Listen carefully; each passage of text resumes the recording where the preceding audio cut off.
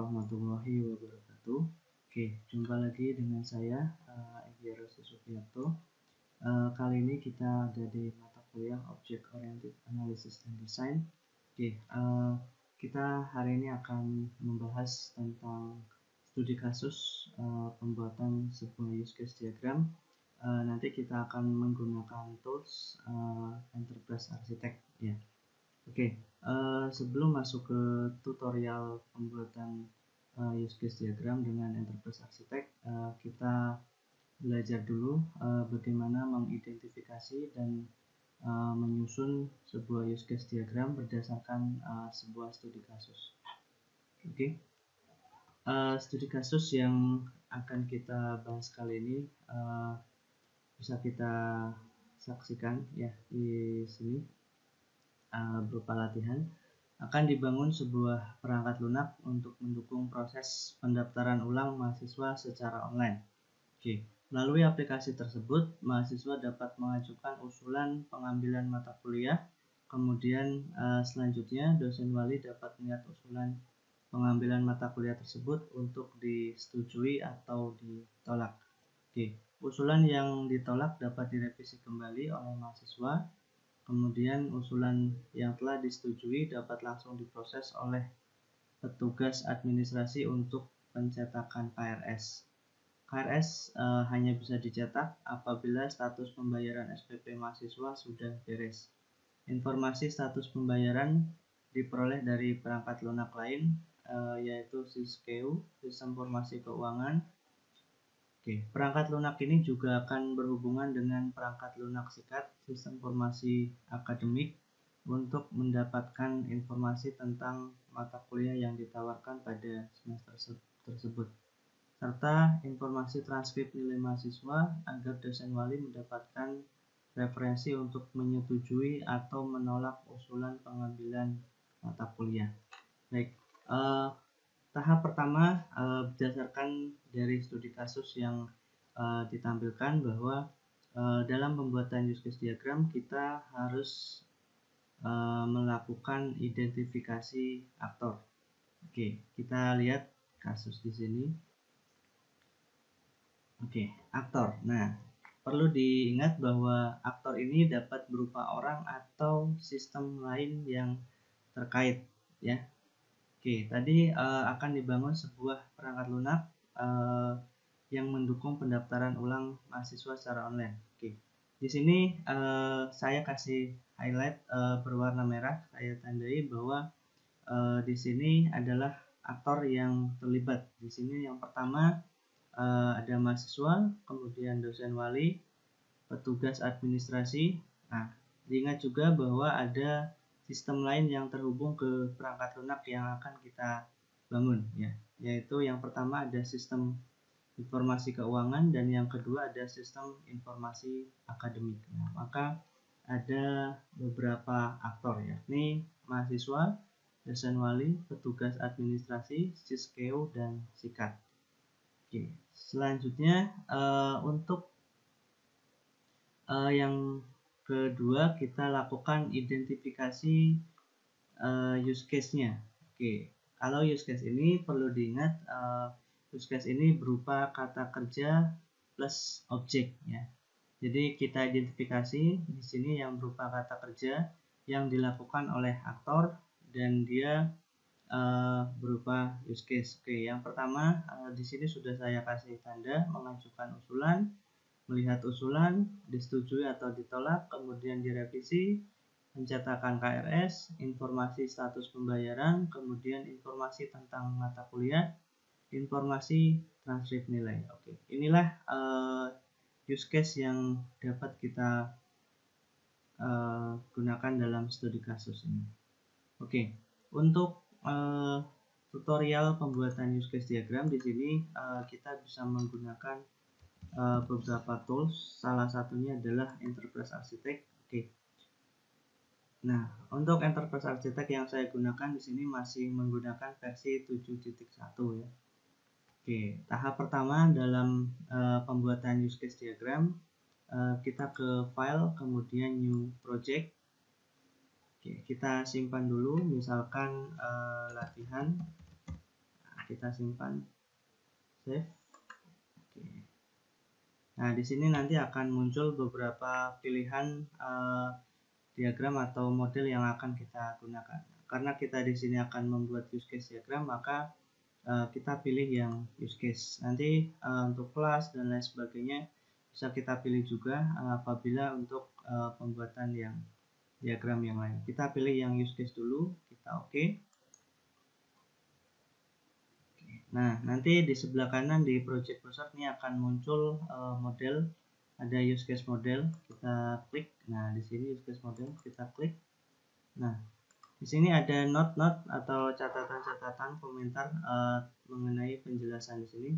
Bisa kita skip, kita hapus, Ctrl Alt, kemudian kita delete. Nah, setelah kita klik use case model di sebelah kanan di project browser, nanti di sebelah kiri otomatis akan muncul elemen atau komponen-komponen dalam use case diagram. Yang pertama ada aktor, kemudian ada use case, ada boundary, ada package, dan ada relasinya. Oke, berdasarkan kasus tadi kita gambarkan yang pertama dulu adalah aktornya. Oke, aktor. Ya, aktor yang pertama tadi ada mahasiswa. Oke, kita buat aktor mahasiswa. Oke. Ya, di sini caranya kita drag and drop saja. Kemudian aktor yang kedua, drag aktornya, kemudian di drop lagi di sini kita ganti dengan nama dosen wali. Oke. Lalu aktor yang ketiga tadi ada petugas administrasi. Seperti biasa kita drag, kemudian kita drop di sini. Kita ganti namanya petugas administrasi. Oke. Lalu ada dua aktor lagi tadi berupa sistem lain, kita tulis juga di sini ada drag and drop SIS-KEU, sistem informasi keuangan. Lalu satu lagi ada SIKAD, sistem informasi akademik. Oke.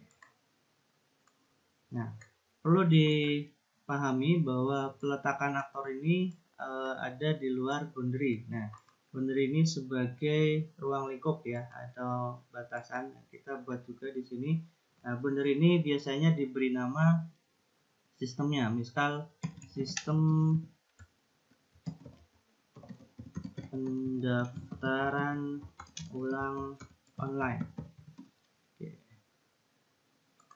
Nah, ini kita gambarkan boundary ya. Nah, dimana nanti use case-nya akan ada di dalam boundary tersebut. Oke, di sini ada beberapa aktor. Ingat, aktornya ada di luar ya, ada di luar boundary. Oke, selanjutnya kita buat use case-nya. Ya, kalau use case ini otomatis ada di dalam boundary. Kita drag di sini. Diingat tadi dicatat juga use case yang pertama ada mengajukan usulan. Oke, kita buat oke. Lalu use case yang kedua ada melihat usulan.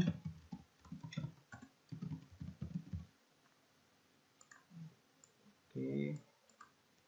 Kemudian ada disetujui atau ditolak.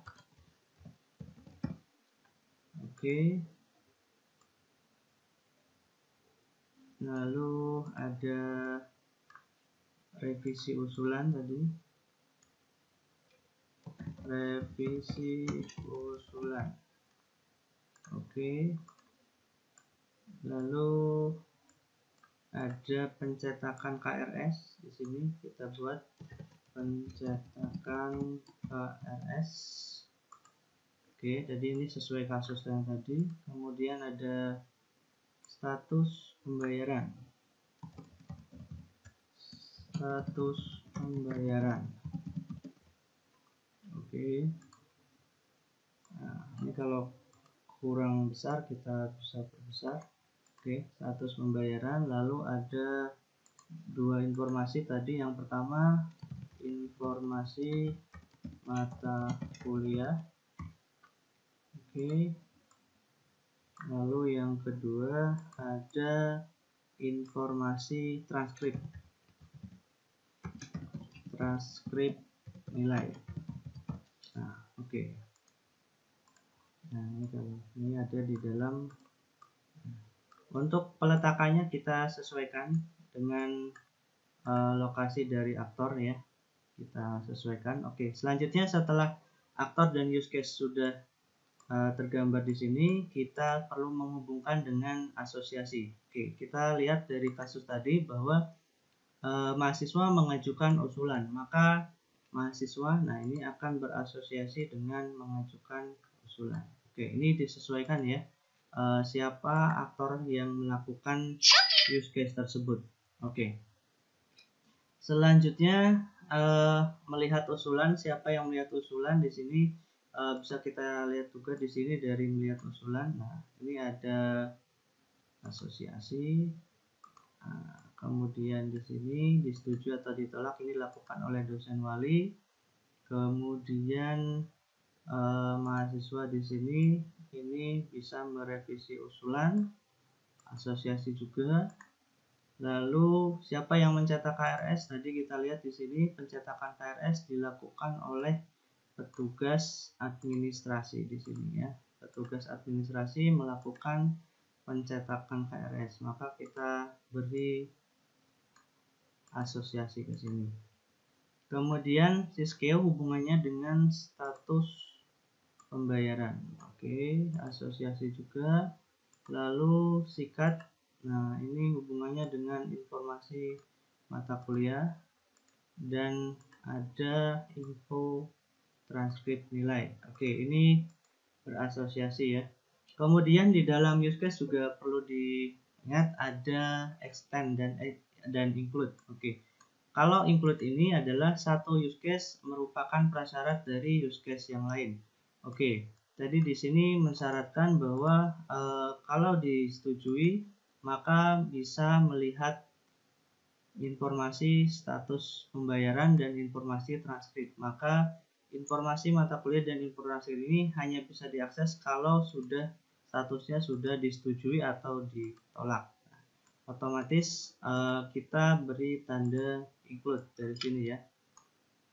Nah, include dari info ke disetujui atau ditolak. Kemudian ada juga extend, yang dimana extend ini merupakan perluasan ya.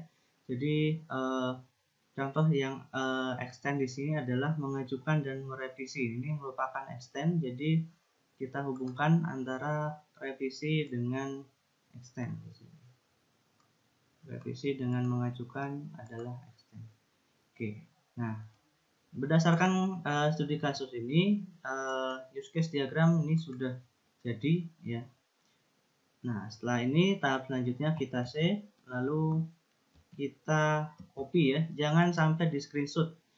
Nah, kita copy ke Word. Di Enterprise Architect ini sudah menyediakan, kita Ctrl Alt aja, kemudian kita